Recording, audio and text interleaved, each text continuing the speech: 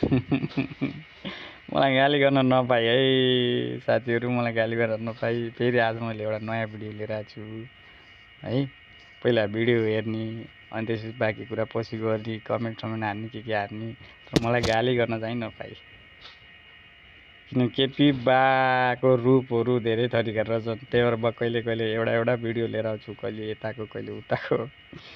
यो पालि चाहिँ गाली गर्न नपाई। म चाहिँ लाग्छ होला कि घरिघरि साथीहरूले एमालेलाई भोट हाल्दा पनि यो हातले छ्या भनेर आफैले गाली गर्छन् होला जस्तो लाग्छ यार। अब यार एमालेमा यदि केपी ओली पार्टी अध्यक्ष रहिरहने भने त अब त भोट नहाल हो केटा, लाजीको मर्नु भइसक्यो यार। होइन एमाले ठिक छ भोट हाल्नुपर्छ, तर पार्टी अध्यक्ष यदि केपी ओली हुन्छ भने एमाले छ्याक्कै छोड्दै हुन्छ केटा। यो बेइज्जत, यसले पछिल्लाई असर पार्छ। तिम्रो सङ्घर्ष बेकार जान्छ एमालेका साथीहरू। यो छोडा हो, यस्तो नालायक कुरा गर्ने मान्छेहरूसित पनि छ्या। ले भिडियो हेर र इन्जोय गर, अनि के लाग्छ मनमा तल कमेन्ट गर है। शिक्षकहरू आन्दोलनमा छ।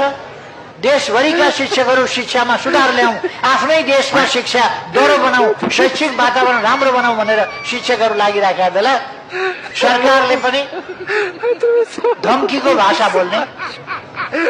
सरकार भन्ने बित्तिकै धम्काइहाल्नुपर्छ।